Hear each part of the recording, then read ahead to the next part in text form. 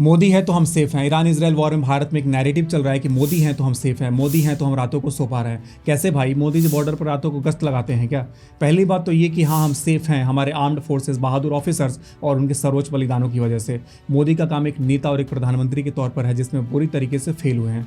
पिछले साल ही ऑपरेशन सिंदूर में दुनिया के किसी भी देश ने भारत का साथ नहीं दिया था। ये फेलियर है मोदी की। गलवान मुठभेड़ में जब देश को एक प्रधानमंत्री की जरूरत थी तब मोदी ने जिम्मेदारी नहीं लिया और आर्मी जनरल को बोल दिया कि जो उचित समझो वो करो।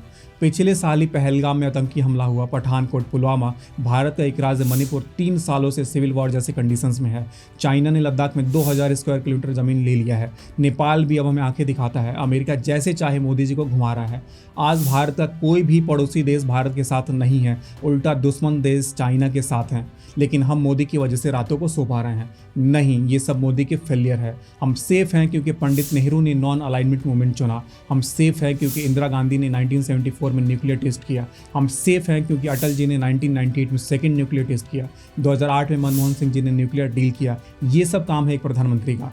मोदी जी बॉर्डर पर जाके गोलियां नहीं चलाएंगे, लेकिन अपने काम जिसके लिए वे चुने गए हैं उसमें बुरी तरीके से फेल हुए हैं।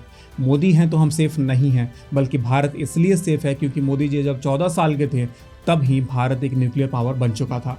उल्टा ये बात गंभीरता से सोचने का सब्जेक्ट है कि मोदी है तो भारत का कोई भी पड़ोसी देश भारत के साथ क्यों नहीं है।